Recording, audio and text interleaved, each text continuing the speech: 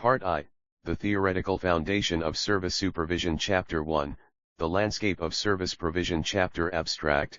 This chapter establishes the fundamental context for service supervision. It moves from a broad definition of the vast and varied service sector to the specific, inherent challenges that make managing service delivery unique. It concludes by defining the critical, multifaceted role of the service supervisor and introducing the key theoretical lenses through which their function can be understood and mastered. 11 Defining the service sector, from hospitality to high 111 beyond goods, the intangible economy, understanding services as economic activities that provide value through intangible elements, experiences, and solutions rather than physical products. 112 The spectrum of service providers, categorizing the sector, person-to-person services, hospitality, hotels, restaurants, healthcare, retail, personal care, business-to-business, B2B, services, consulting, IT support,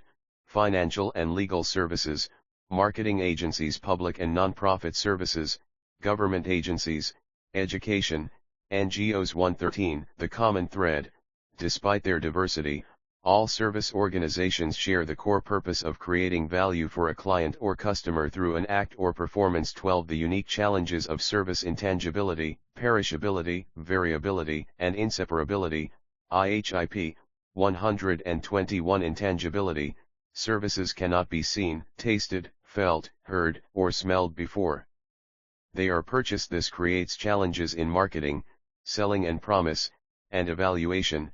Customers rely on tangible clues and outcomes.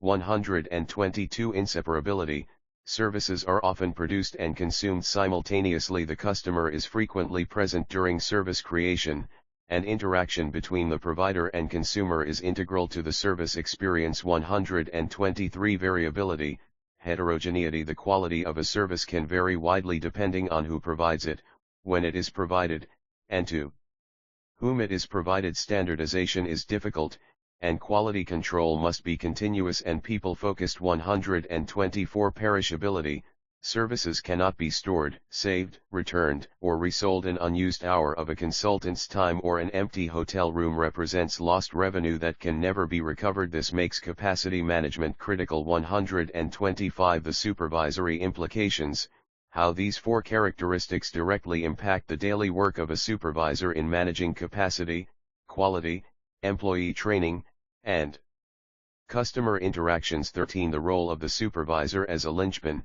connecting strategy, employees, and customers. 131 The strategic link, translating high-level organizational goals, e.g., improve customer satisfaction, increase efficiency, into actionable tasks and priorities for the frontline team. 132 The employee champion, serving as the first point of contact for employees, responsible for their motivation, development, coaching, and well-being. They are the face of the company to the team. 133 The customer advocate, representing the customer's voice within the organization, ensuring team activities are aligned with customer needs and feeding frontline insights back up the chain to improve service design. 134 The operational manager, the practical architect of the service encounter, responsible for scheduling, resource allocation, process adherence, and real-time problem solving. 14 Theoretical frameworks, an overview of systems theory, contingency theory, and human resources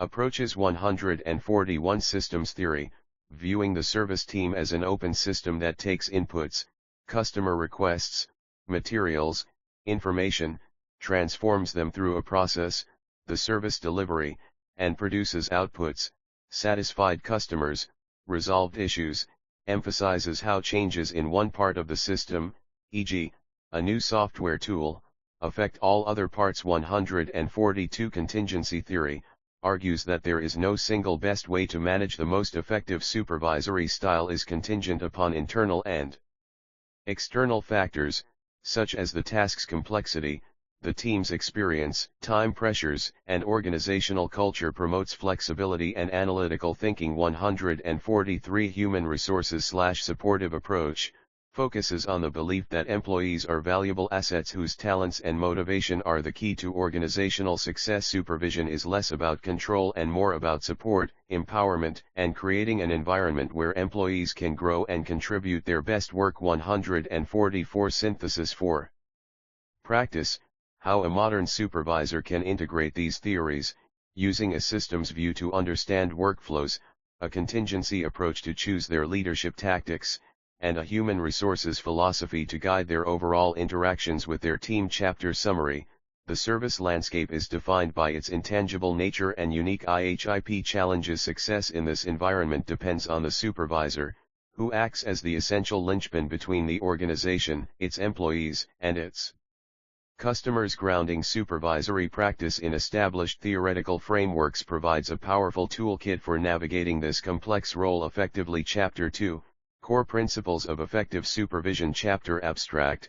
This chapter delves into the fundamental building blocks of supervisory effectiveness. It moves beyond theory to explore the core tensions and responsibilities that define the role. We examine the formal power structure of authority, responsibility, and accountability, then contrast leadership orientations. The chapter establishes the non-negotiable ethical foundation of supervision and concludes by exploring the often unspoken psychological contract that governs the relationship between supervisor and employee. 21 Authority, responsibility, and accountability, the supervisor's triad. 211 Defining the three pillars: authority, the formal, legitimate right granted by the organization to direct the work of others, make decisions, and allocate resources. It is the power to act. Responsibility, the duty or obligation to perform the assigned task or achieve the desired outcome. It is the assignment of work. Accountability, the answerability for the outcomes of the tasks, whether success or failure. It is the ownership of the result and cannot be delegated. 212 The interdependence,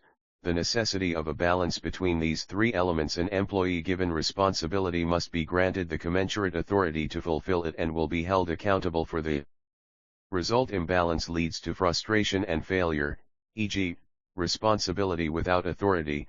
213 Delegation as the practical application, the art of effectively assigning responsibility and the authority to complete it, while maintaining ultimate accountability. Techniques for clear delegation and avoiding micromanagement. 22 Balancing task-oriented vs. people-oriented leadership. 221 Task-oriented leadership focuses on the accomplishment of duties, achieving goals, and maintaining standards. Behaviors include organizing work, defining roles, setting deadlines, and monitoring performance, essential for efficiency, clarity, and meeting targets. 222 People-oriented, relationship-oriented, leadership, focuses on supporting, developing, and motivating team members. Behaviors include building trust, fostering collaboration, showing concern for well-being, and being approachable, essential for morale, engagement, and retention. 223 The false dichotomy and the need for balance, arguing that the most effective supervisors are not purely one or the other. They must navigate a continuum based on the situation, applying contingency theory from ch. 14. 224 The Blake-Mouton managerial grid, introducing this model as a tool for self-assessment, plotting a leader's concern for production, task, against their concern for people. 23 The ethics of supervision, fairness, integrity, and confidentiality. 231 Fairness and justice, procedural justice, ensuring policies and processes are applied consistently and transparently to all team members. Distributive justice, ensuring outcomes, rewards, assignments, promotions, are perceived as fair and based on merit. 232 Integrity and leading by example, the imperative of honesty, trustworthiness, and aligning actions with words the shadow a leader casts and how ethical, or unethical, behavior cascades down through the team culture. 233 Confidentiality, managing sensitive information responsibly, from employee personal data and performance issues to upcoming organizational changes, building trust by being a discreet and reliable confidant when necessary. 234 Ethical decision-making frameworks, introducing simple models for navigating gray areas, e.g., the front page test, considering stakeholders, evaluating long-term consequences. 24 The psychological contract, Understanding implicit expectations. 241 Definition: the unwritten, mutual set of beliefs, expectations, and perceptions between an employee and their employer, represented by the supervisor. It exists alongside the formal, written contract of employment. 242 Key components: employee expectations, fair treatment, job security, opportunities for growth, a safe work environment, meaningful work. Employer expectations: commitment, loyalty, adequate performance, flexibility, upholding the company's reputation. 243 Breach and violation: the significant negative impact on motivation, commitment, and trust when either party perceives the other has failed to uphold their end of the deal, e.g., promising development opportunities that never materialize, an employee refusing to go above and beyond. 244 Management implications: the supervisor's role in proactively managing this contract by clarifying expectations, fostering open communication, and ensuring alignment between promises and reality to build a resilient and committed team. Chapter Summary: effective supervision is built on a clear understanding of formal power, authority, responsibility, accountability, and the ability to balance a focus on tasks with a focus on people. This must all be conducted within an unwavering ethical framework of fairness, integrity, and confidentiality. Ultimately, success is sustained by proactively managing the unspoken psychological contract, ensuring a mutual relationship of trust and commitment with the team. Chapter 3: Motivation and Behavior in the Service Environment. Chapter Abstract: this chapter transitions from the core principles of supervision to the powerful psychological forces that drive employee behavior. It explores foundational theories of motivation, providing supervisors with a diagnostic toolkit to understand why their team members act the way they do. The chapter moves from theory to practical application, demonstrating how to design roles and an environment that fosters intrinsic motivation, reduces dissatisfaction, and channels effort toward exceptional service delivery. 31 Applying Maslow's hierarchy of needs and Herzberg's two-factor theory. 311 Maslow's hierarchy of needs: understanding deficiency and growth. The pyramid model, explaining the 5 tiers: physiological, safety, love/belonging, esteem, and self-actualization. Application for supervisors: recognizing that motivation tactics must address the level of need most salient to the employee. A team member anxious about job security, safety, will not be motivated by a seminar on self-fulfillment, self-actualization, the role of pay, job security, team culture, recognition, and development opportunities in addressing each level limitations and modern context, acknowledging the model's rigidity while affirming its value in assessing the overall work environment and employee well-being. 312 Herzberg's two-factor theory: motivation hygiene theory: hygiene factors, elements that, when absent or inadequate, cause job dissatisfaction, e.g., company policies, salary, supervision, work conditions. Improving them only brings employees to a neutral state, they do not create motivation. Motivators: elements that genuinely create job satisfaction and motivate performance, e.g., achievement, recognition, the work itself, responsibility, growth. Practical implication for supervisors: the critical lesson that a raise or better office hygiene may stop complaints but will not inspire excellence. To motivate, supervisors must focus on designing jobs that provide motivators meaningful work, praise, and opportunities for advancement. 32 Expectancy theory: linking effort to performance to reward. 321 The cognitive process of motivation posits that employees are rational beings who make calculated choices about their effort based on 3 key beliefs. Expectancy: if I put in the effort, will I be able to achieve the desired performance level? Link: effort performance, influenced by skills, training, and resources. Instrumentality: if I achieve the performance level, will I actually receive the promised reward? Link: performance outcome, influenced by trust in management and clarity of policies. Valence: do I value the reward that is being offered? The attractiveness of the outcome. 322 The formula: motivation equals expectancy x instrumentality x valence. If any element is 0, motivation is 0. 323 Supervisory Action Plan, using the theory to diagnose motivation problems ensure employees, 1. Have the ability and tools to succeed, expectancy, 2. Trust that you will deliver on rewards, instrumentality, and 3. Are offered rewards they actually find desirable, valence.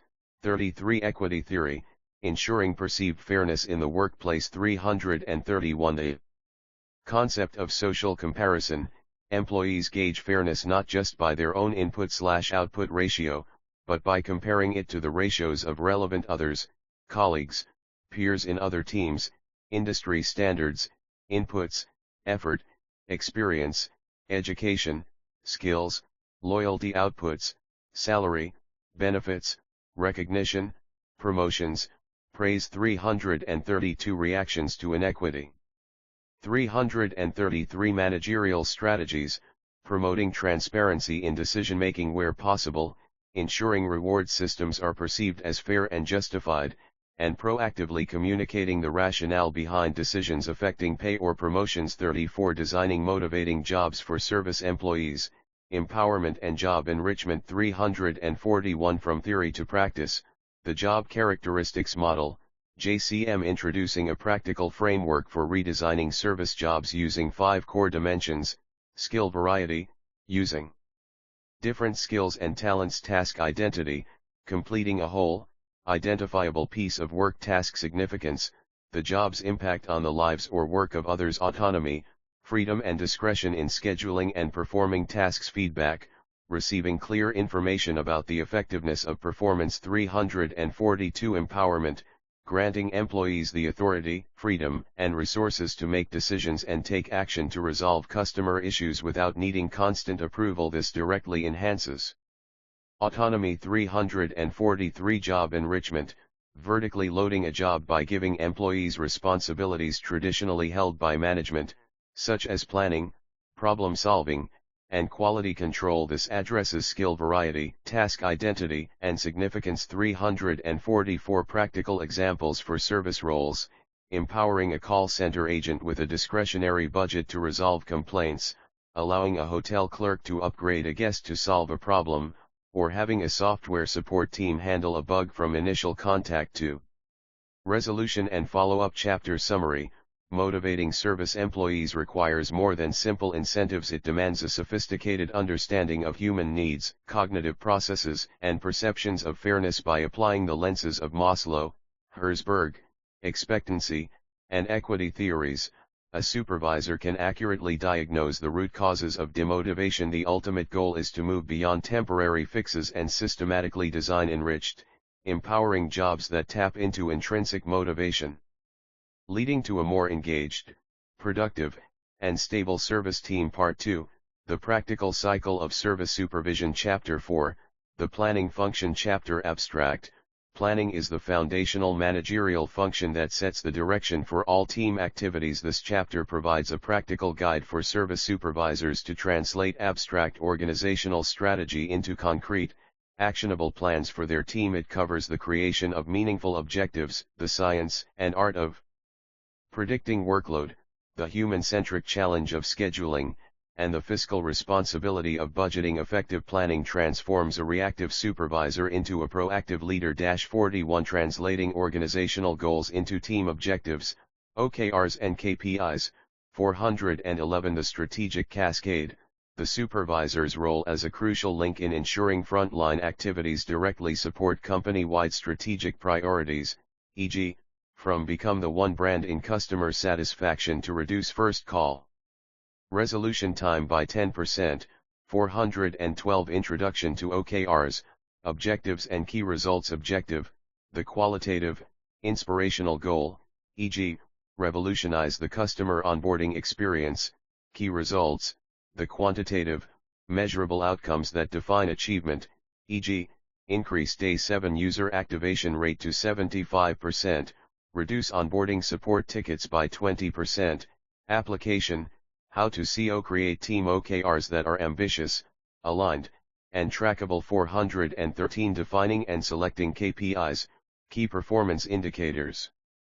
Differentiating KPIs, lagging indicators of results, from CRIS, key result indicators, and performance drivers, leading indicators of activity, choosing the right KPIs for a service team, balancing quality, CSAT, NPS, quality score, efficiency, AHT, schedule adherence and effectiveness, FCR, resolution rate, avoiding KPI overload, focusing on a vital few metrics that truly matter. 42 Forecasting demand and managing service capacity. 421 The core challenge of perishability, revisiting the service characteristic from Chapter 1 and its direct impact on planning. The cost of undercapacity, lost customers, poor service, vs overcapacity, high labor costs, idle time.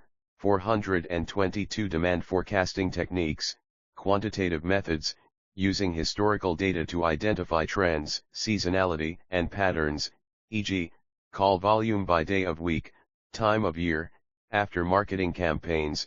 Qualitative methods, incorporating factors like upcoming product launches, market changes, or weather events that historical data may not reflect. 423 Capacity management strategies, aligning resources with predicted demand, adjusting labor, overtime, flex time, part-time staff, and cross-training. Managing demand, encouraging off-peak usage with incentives, implementing appointment systems, using tiered service levels. Leveraging technology, using chatbots for simple queries, self-service portals. 43 Scheduling for efficiency and employee well-being. 431 Principles of effective scheduling, creating schedules that meet forecasted demand while respecting legal requirements, breaks, overtime rules, and operational constraints. 432 The human element, moving beyond treating employees as mere resources to considering work-life balance, preferences, and burnout prevention. Implementing fair scheduling practices,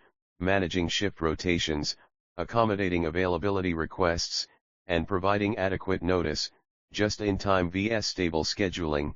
433 Tools and techniques, an overview of workforce management.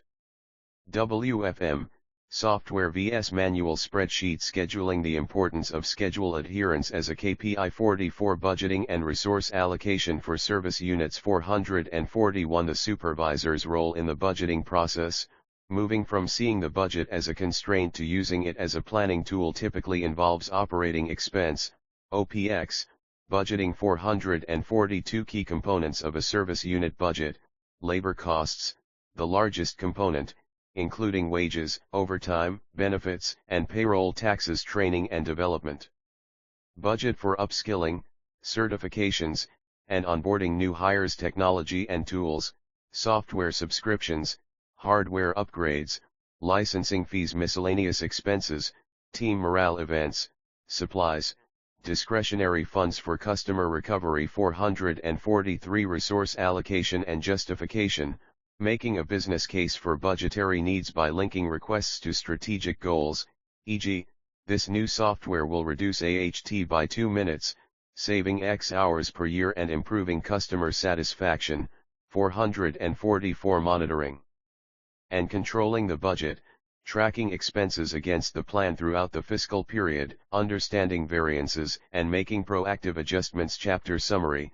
The planning function is where leadership begins. It requires a blend of analytical skills to forecast and measure, strategic thinking to align objectives, and human empathy to schedule fairly. A supervisor who masters planning, creating a clear roadmap with defined goals, OKRs/KPIs, a forecast of the journey, demand/capacity, a roster for the crew, scheduling, and a budget for supplies, resources, sets their team up for success before a single service interaction begins. Chapter 5, The organizing function. Chapter abstract.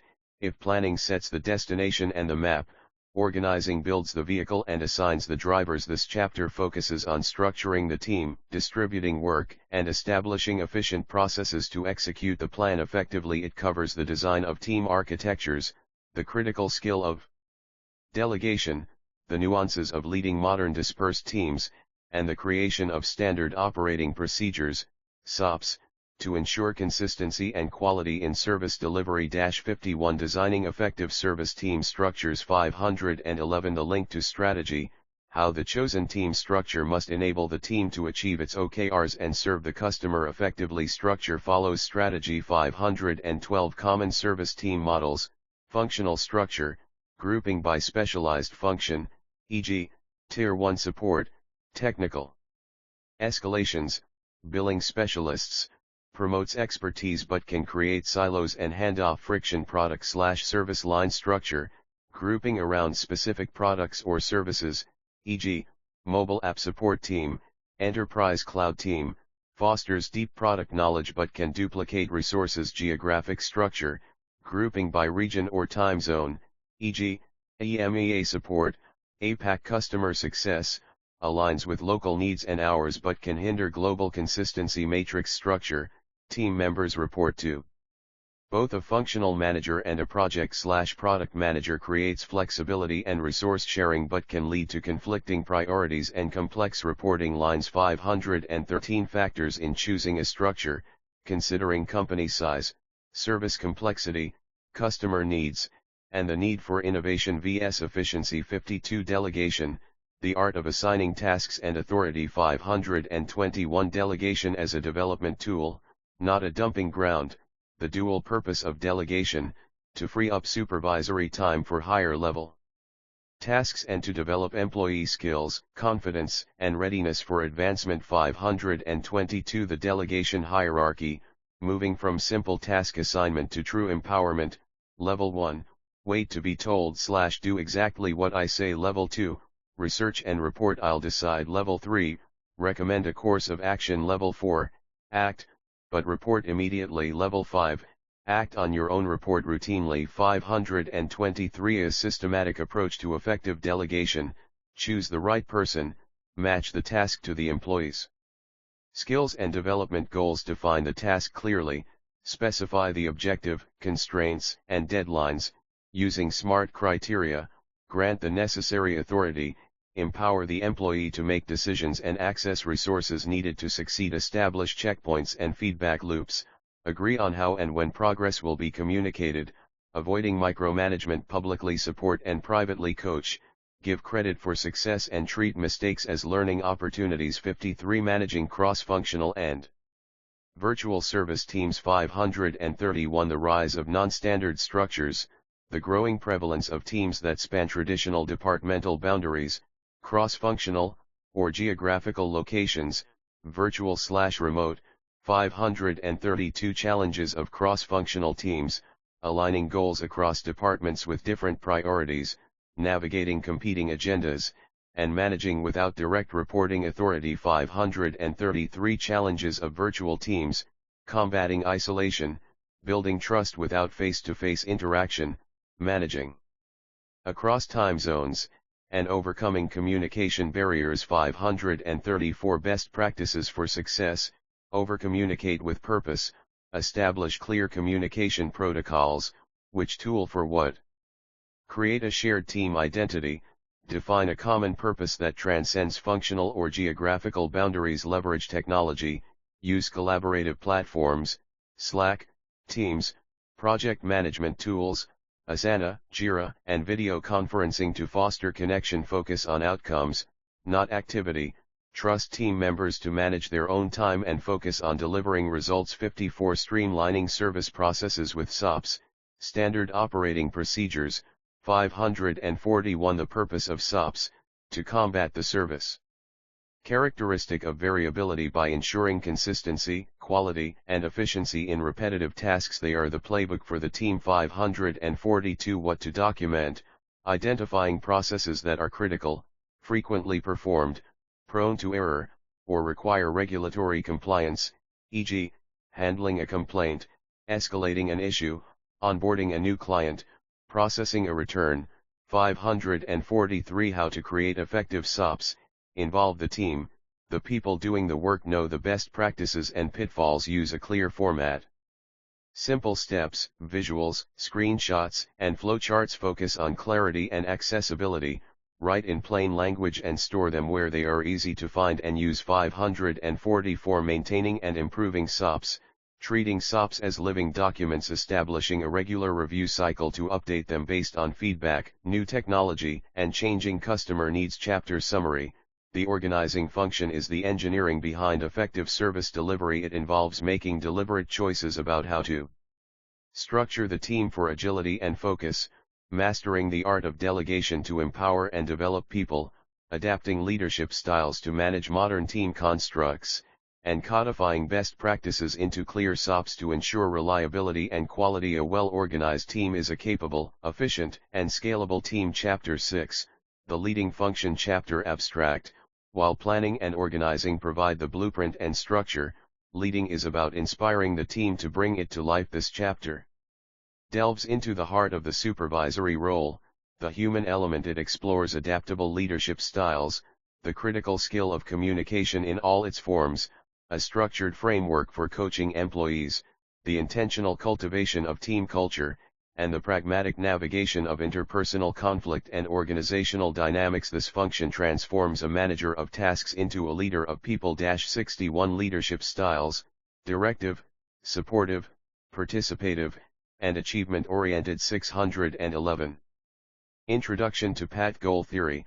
Framing these styles as tools a leader uses to clarify the path to goals and enhance employee satisfaction and performance, based on the situation and the employee's needs. 612. The four primary styles: directive leadership, providing specific instructions, schedules, and rules best for new, inexperienced employees, in crises, or for highly repetitive tasks. Supportive leadership, showing concern for the well-being and personal needs of team members, creating a friendly and psychologically safe environment crucial for stressful jobs, when morale is low, or with anxious teams. Participative leadership, consulting with employees for their ideas and involving them in decision-making, best when dealing with experts, when buy-in is critical, or for fostering innovation. Achievement-oriented leadership, setting challenging goals, expecting high performance, and showing confidence in the team's ability to excel. Ideal for motivated, high-performing teams and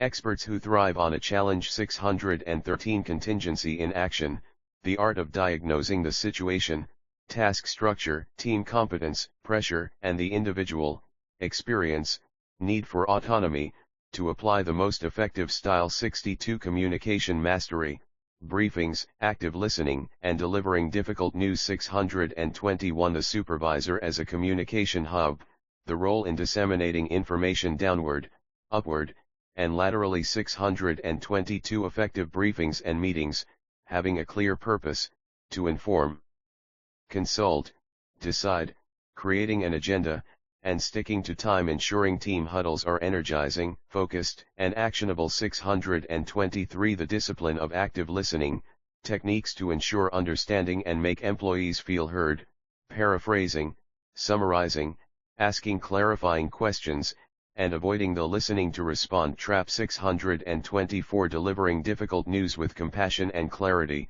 strategies for conversations about performance issues, layoffs, or unpopular policy changes using frameworks like the Situation Behavior Impact (SBI) model for feedback, and adhering to principles of radical candor, caring personally while challenging directly.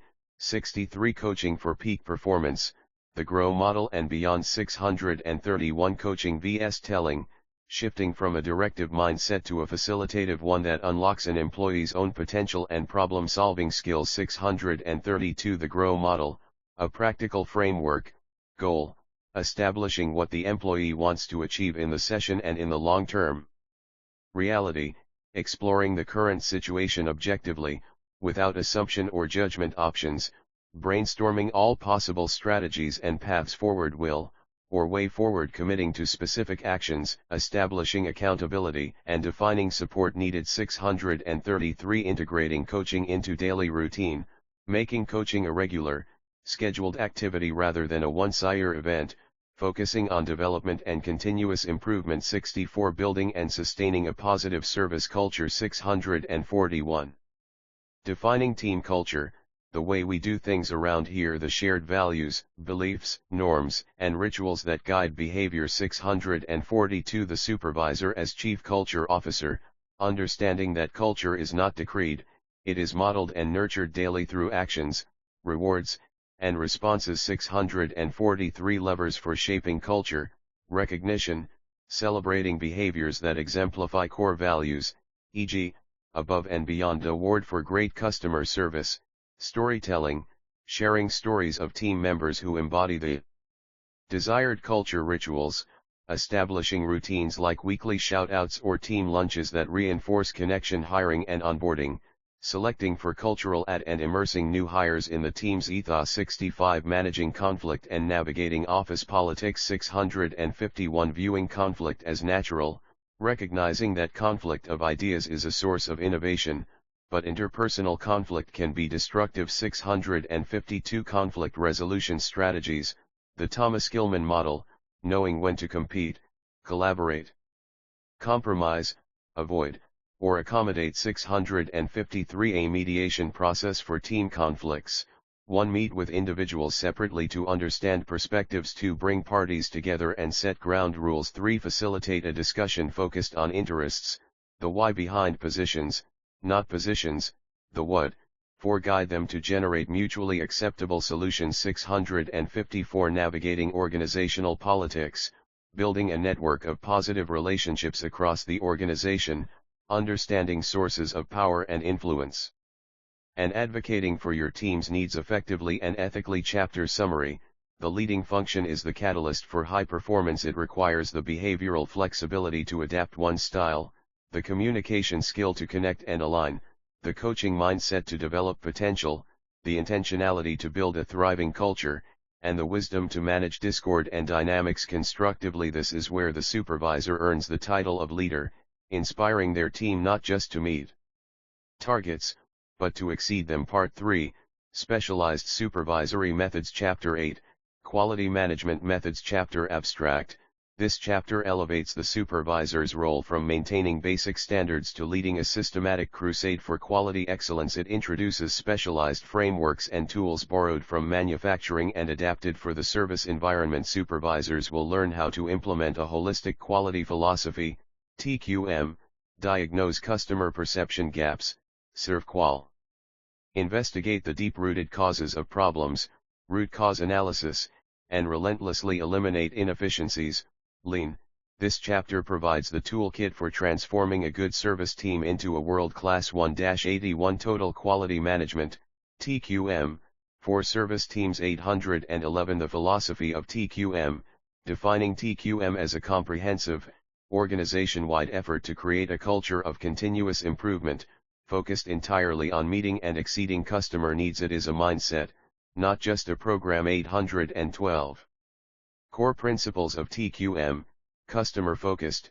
The primary focus is on the customer, both internal and external. Total employee involvement, empowering all employees to participate in problem-solving and quality improvement. Process-centered, understanding that outcomes are the result of processes, improving the process improves the outcome. Integrated system, aligning all organizational systems and processes towards the quality objectives. Strategic and systematic approach, making quality a strategic goal and using a structured framework, like PDCA, to achieve it. Fact-based decision-making, using data and performance metrics to guide improvements. 813 The supervisor's role in TQM, acting as a facilitator, coach, and champion for quality initiatives. Creating quality circles, encouraging employee suggestions, and breaking down barriers to process improvement. 82 Applying the ServQual model to identify gaps. 821 The concept of service quality gaps,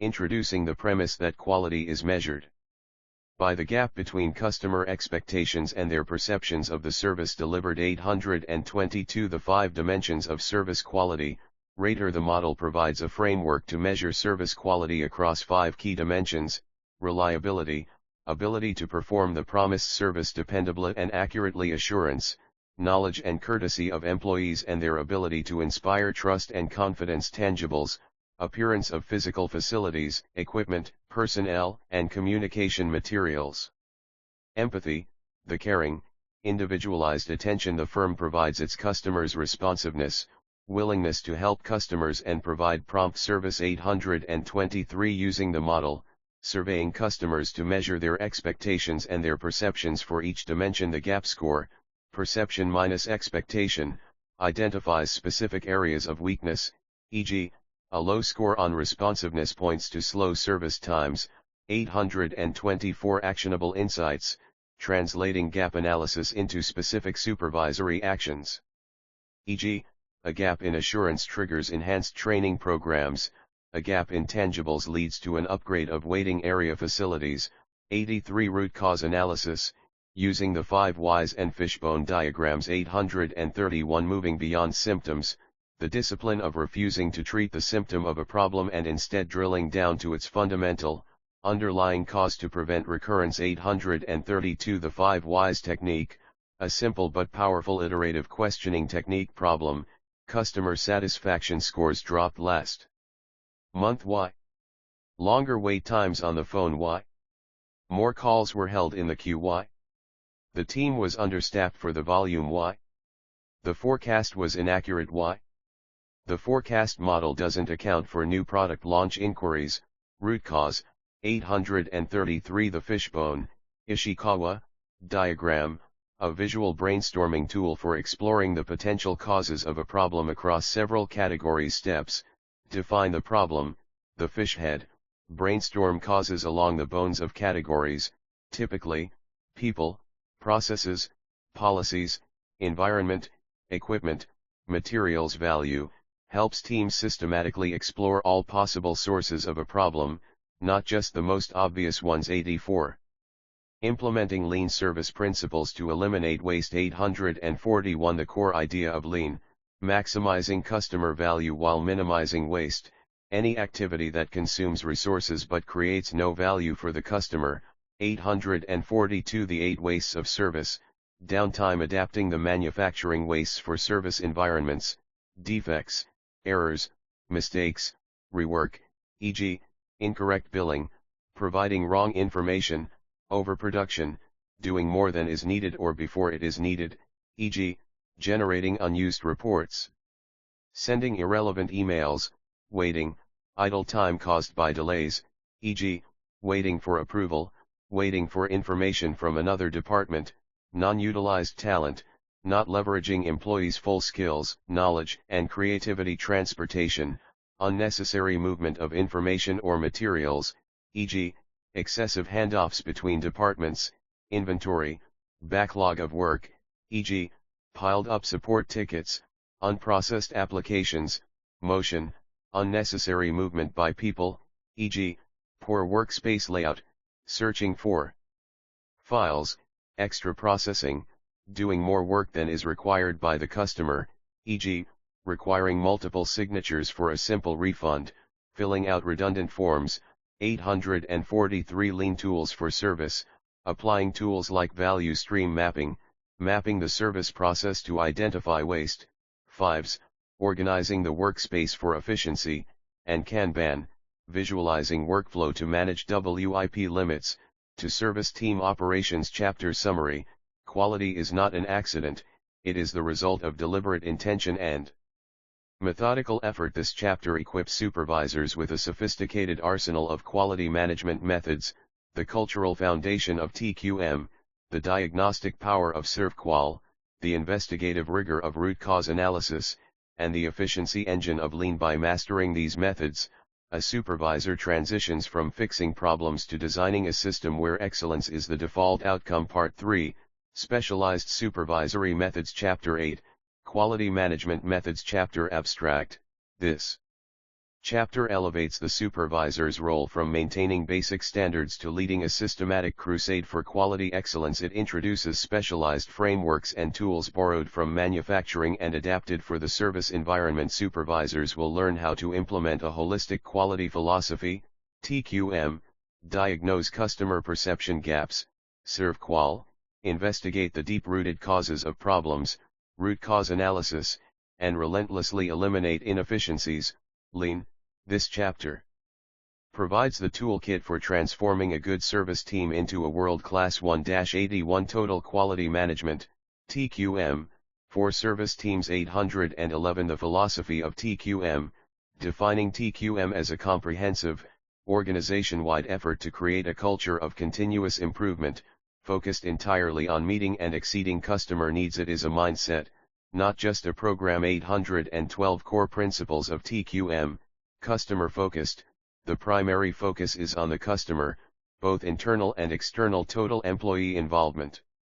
Empowering all employees to participate in problem-solving and quality improvement. Process-centered, understanding that outcomes are the result of processes, improving the process improves the outcome. Integrated system, aligning all organizational systems and processes towards the quality objectives. Strategic and systematic approach, making quality a strategic goal and using a structured framework, like PDCA, to achieve it. Fact-based decision-making, using data and performance metrics to guide improvements. 813 The supervisor's role in TQM, acting as a facilitator, coach, and champion for quality initiatives. Creating quality circles, encouraging employee suggestions, and breaking down barriers to process improvement. 82 Applying the ServQual model to identify gaps. 821 The concept of service quality gaps, introducing the premise that quality is measured by the gap between customer expectations and their perceptions of the service delivered. 822 The 5 dimensions of service quality.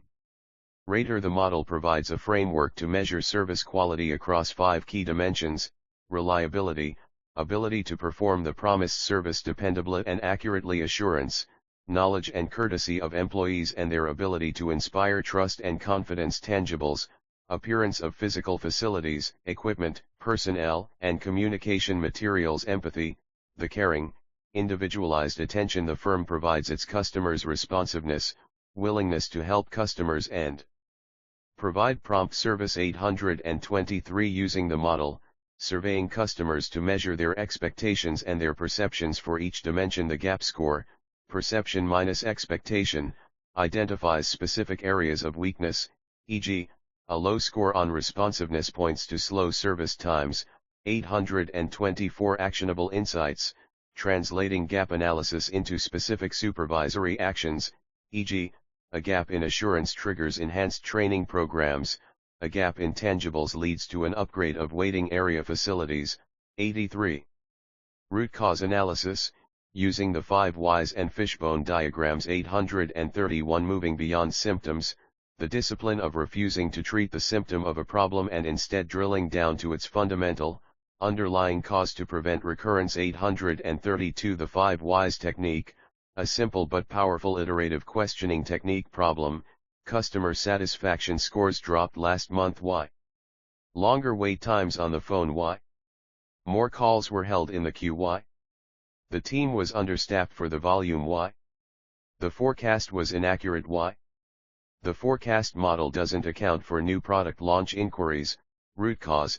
833 The fishbone, Ishikawa, diagram, a visual brainstorming tool for exploring the potential causes of a problem across several categories. Steps: define the problem, the fish head, brainstorm causes along the bones of categories, typically, people, processes, policies, environment, equipment, materials. Value, helps teams systematically explore all possible sources of a problem, not just the most obvious ones. 84 Implementing lean service principles to eliminate waste. 841 The core idea of lean, maximizing customer value while minimizing waste, any activity that consumes resources but creates no value for the customer.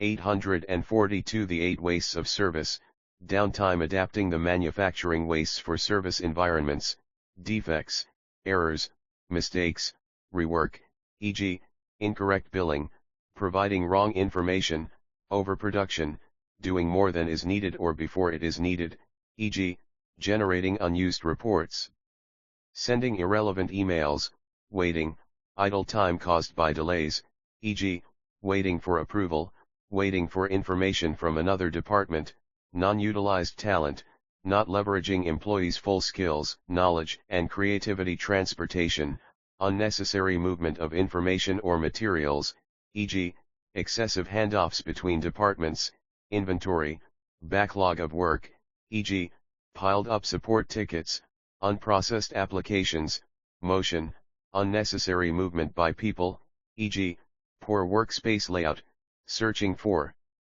files, extra processing, doing more work than is required by the customer, e.g., requiring multiple signatures for a simple refund, filling out redundant forms, 843 lean tools for service, applying tools like value stream mapping, mapping the service process to identify waste, fives, organizing the workspace for efficiency, and Kanban, visualizing workflow to manage WIP limits.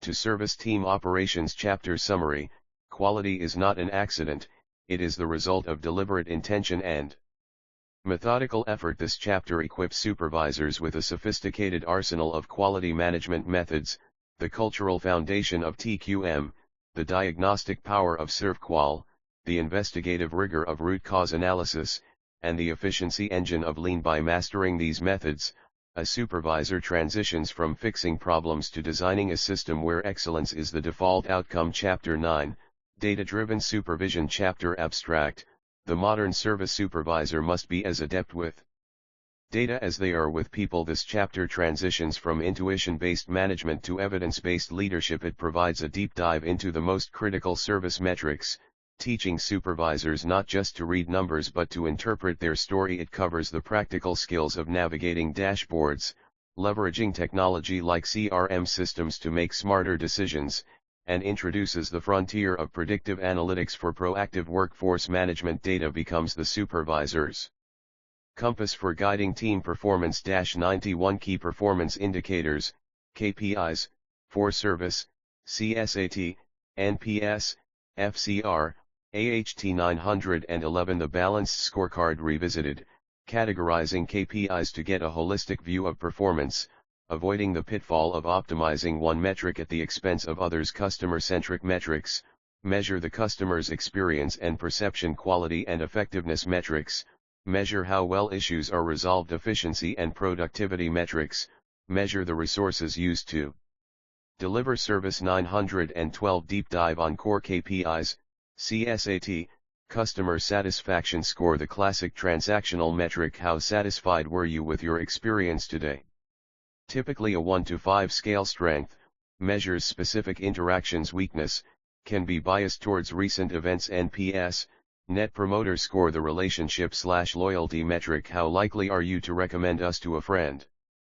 0 to 10 scale, strength, correlates with growth and loyalty. Weakness, less actionable for specific process improvements. FCR, first contact resolution, the percentage of customer issues resolved on the first interaction. Why it matters, the single biggest driver of CSAT and cost efficiency. A high FCR reduces customer effort and operational cost. AHT, average handle time, the average duration of a customer interaction, talk time and hold time and after call work, the balancing act, the constant tension between efficiency, low AHT, and effectiveness, high FCR/CSAT.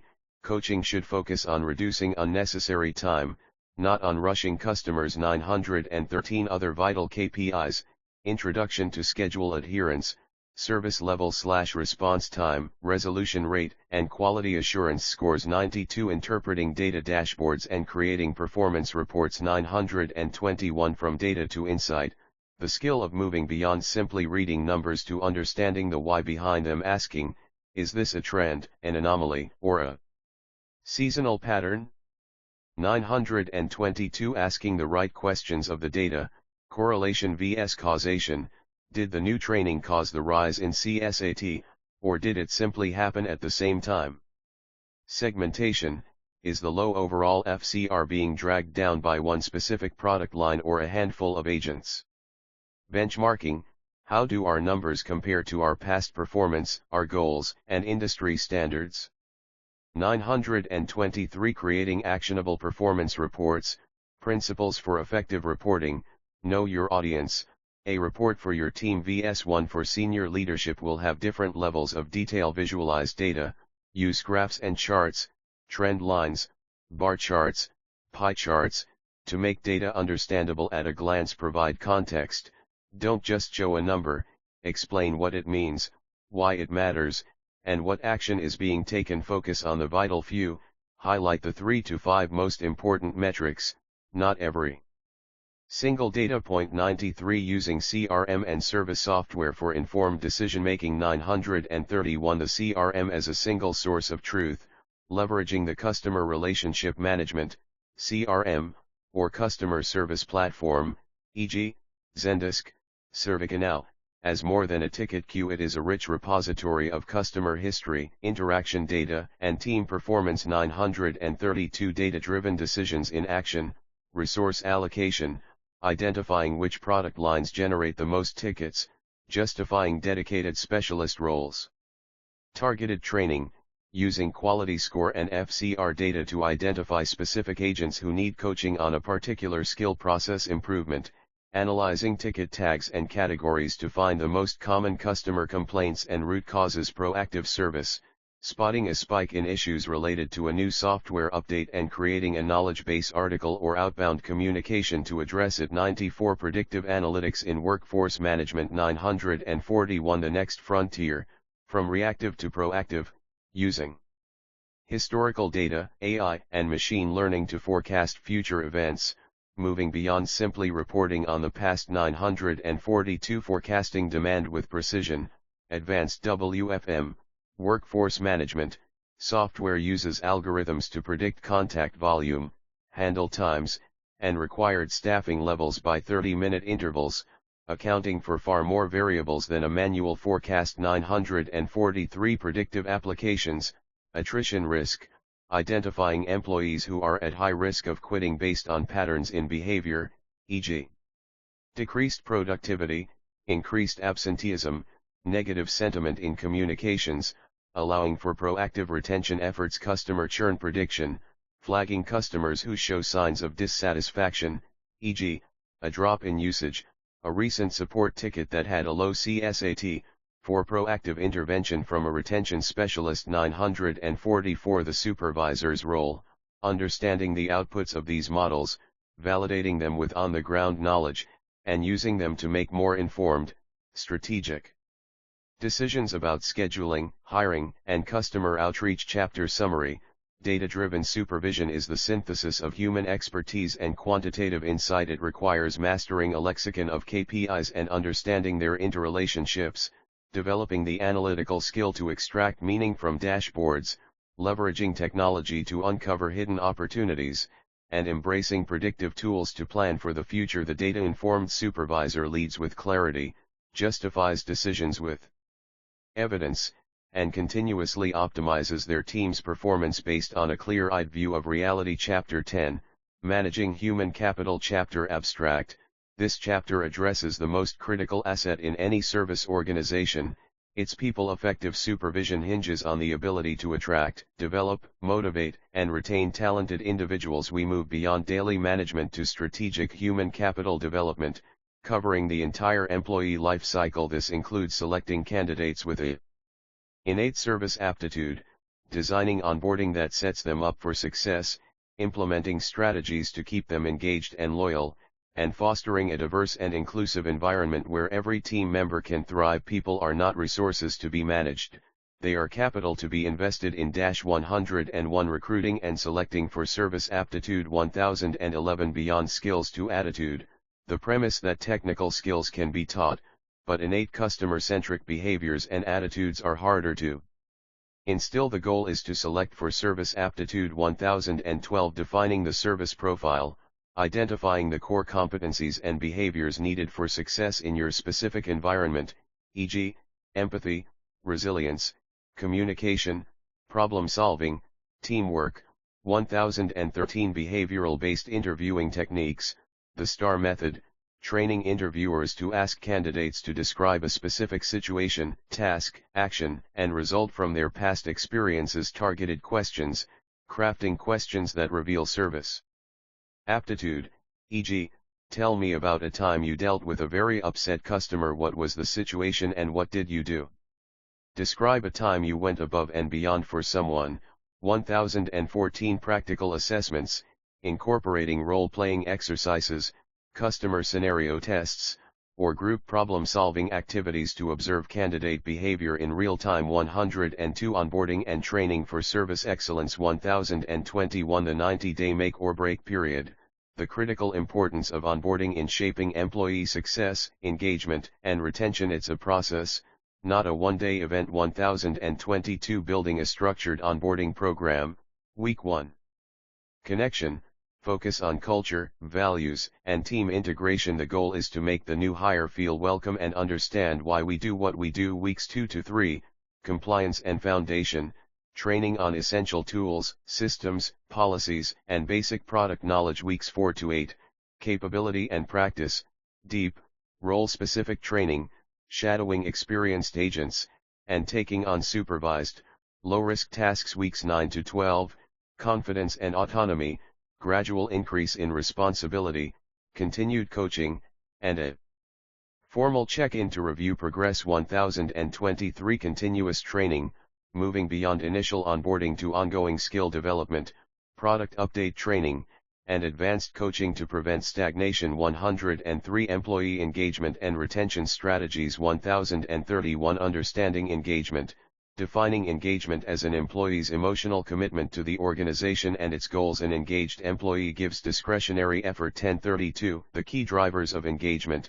purpose, understanding how one's work contributes to the bigger picture. Growth, having opportunities to learn, develop, and advance. Recognition, feeling valued and appreciated for contributions. Support, having the tools, resources, and supportive leadership to succeed. Voice, feeling that one's opinions are heard and considered. 1033 The supervisor's retention toolkit, conducting stay interviews, proactively asking engaged employees what keeps them there and what might entice them to leave. Creating clear career paths, mapping out potential growth trajectories within the team and organization. Empowerment and autonomy, granting ownership over work, as discussed in Chapter 34. Fostering a positive team culture, as outlined in Chapter 64. 104 Managing a diverse and inclusive service workforce. 1041 From diversity to inclusion, diversity is being invited to the party, inclusion is being asked to dance. It's about creating an environment where differences are not just present but are valued and leveraged. 1042 The business case for D&I.